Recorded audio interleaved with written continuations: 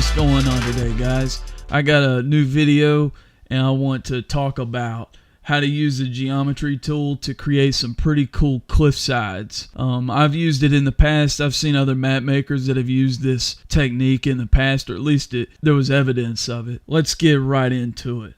So in the background I got this video clip playing of me working on a map that I've just started. It's probably going to be the map that I'm going to use for this series, just showing you guys some of the cool stuff that I think is worth sharing.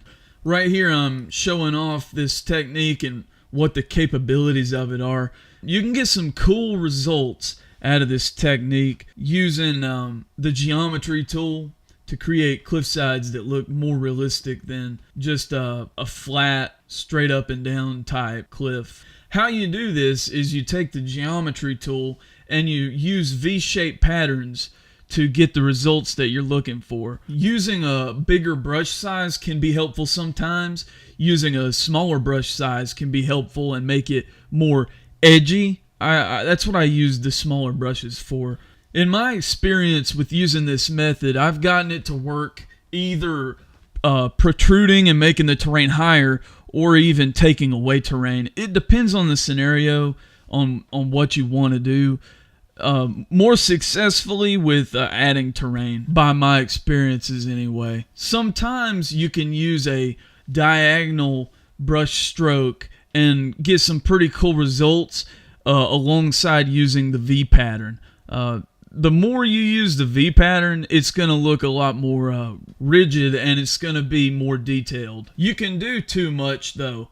I found that sometimes you can trip off the height map limitations, which makes it look really bad as an end result. By using this method, you can come up with some really cool looking cliff sides and hillsides that will really remind you of real life and even look similar to what height maps look like when you put them into the editor. I've worked with them in the past and I'm not a huge fan, but they look similar to what you can get with this method with the geometry tool. I want to show you guys the end result after I had worked on this section for a small period of time. I'm really happy with the way it came out.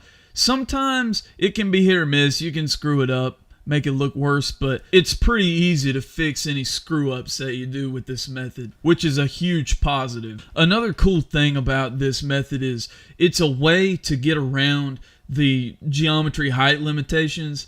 It doesn't always come out perfect, but a lot of the times you can get around making something similar to like a stair step so that you can get around the grid pattern of your map. I think this method is a really cool one to start using if you've never tried it. It will definitely add detail to your map and it will make a more realistic feeling setting of your map. I pretty much think it's a tried and true method and I hope you guys enjoy it and use it and make some cool stuff with it. Well, have a good day, guys, and I hope I either see you on the forums or in the next video. I have a couple more cool topics I'm going to go over with my tips and tricks series, and I hope you guys are getting something out of it. I'm happy that I got some good feedback out of the first video. I feel like a lot of people were happy with it, so I think that's a good thing. Anyway, I'm out of here, guys. Have a good one.